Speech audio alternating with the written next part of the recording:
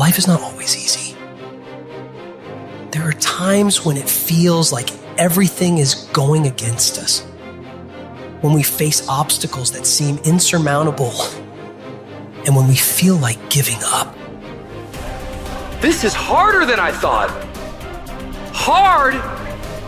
That must mean it's bad. No. Every time you face disappointment, you face heartache, you face defeat, you face setbacks, it's preparing you for what this world has in store for you. It is the test that creates credibility. It is the test that creates trust. So if you're going through a bankruptcy moment, that's your test of being trusted. In other words, you never think that a crisis comes to conclude your life. It comes to give credibility to your life. What you're going through is going to give you the respect of other people observing you. There are people who are praying that you fail, and then they'll trust you when you don't. They hope you won't make it, and when you make it, they congratulate you. Don't listen to the naysayers.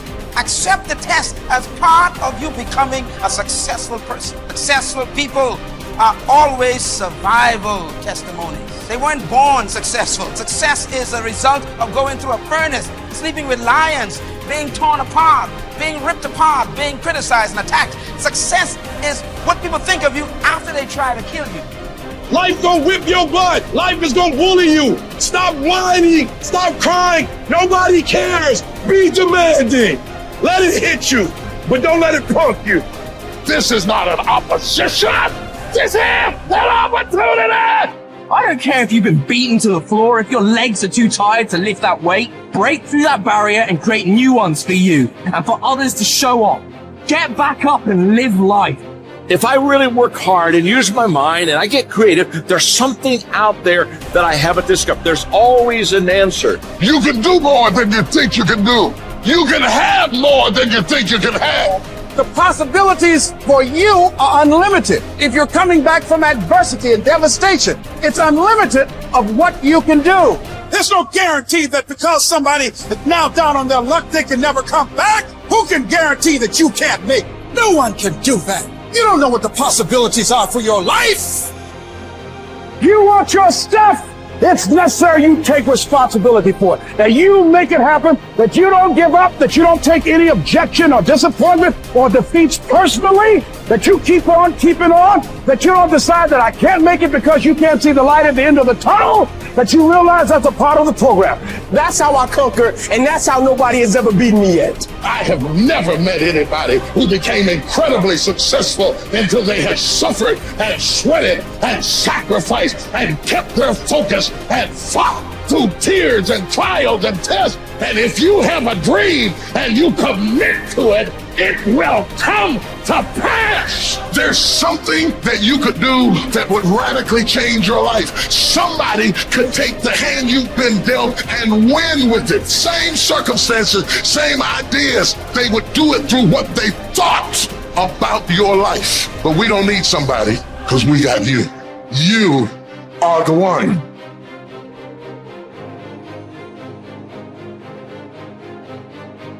Remember then, that if you think the things which are by nature slavish to be free, and the things which are in the power of others to be your own, you will be hindered, you will lament, you will be disturbed, you will blame both gods and men. But if you think that only which is your own to be your own, and if you think that what is another's as it really is belongs to another, no man will ever compel you, no man will hinder you. You will never blame any man. You will accuse no man. You will do nothing involuntarily, against your will. No man will harm you. You will have no enemy, for you will not suffer any harm. Now is the time to get serious about living your ideals. How long can you afford to put off who you really want to be? Your nobler self cannot wait any longer. Put your principles into practice. Now, stop the excuses and the procrastination. This is your life. You aren't a child anymore. The sooner you set yourself to your spiritual program, the happier you will be. The longer you wait, the more you'll be vulnerable to mediocrity and feel filled with shame and regret, because you know you are capable of better. From this instant on, Vow to stop disappointing yourself. Separate yourself from the mob. Decide to be extraordinary and do what you need to do. Now. Never depend on the admiration of others. There is no strength in it. Personal merit cannot be derived from an external source. It is not to be found in your personal associations, nor can it be found in the regard of other people. It is a fact of life that other people, even people who love you, will not necessarily agree with your ideas, understand you, or share your enthusiasms.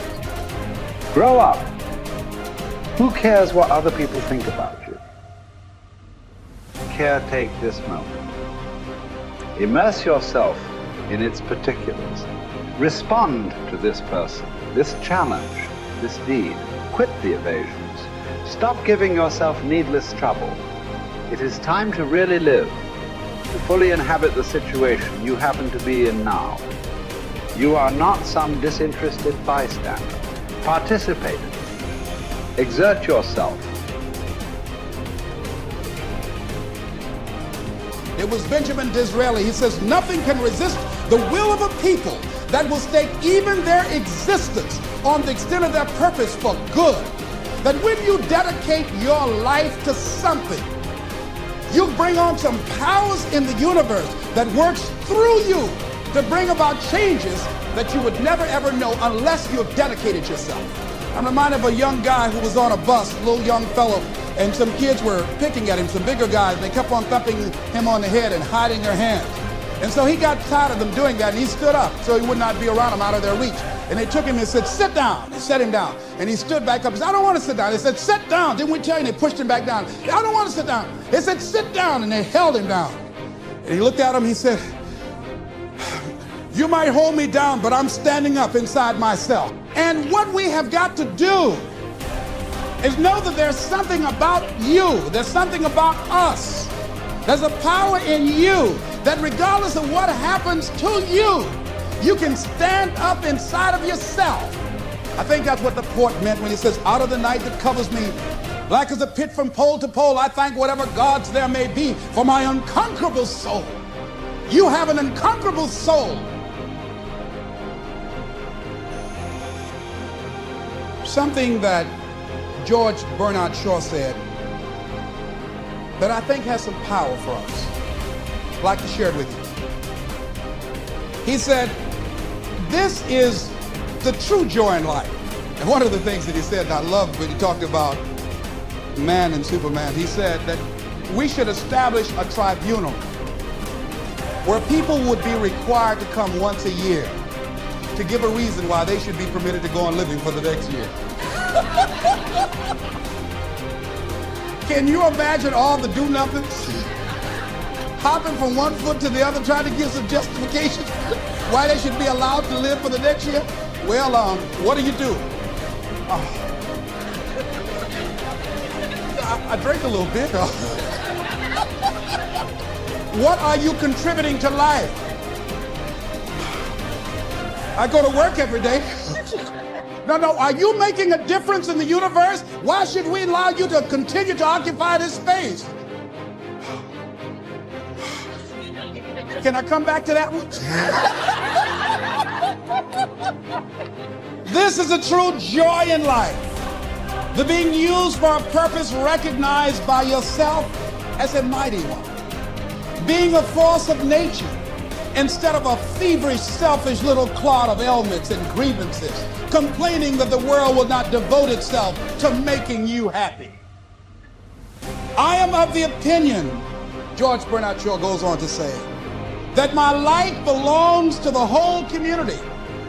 And as long as I live, it is my privilege to do for it whatever I can. I want to be thoroughly used up when I die.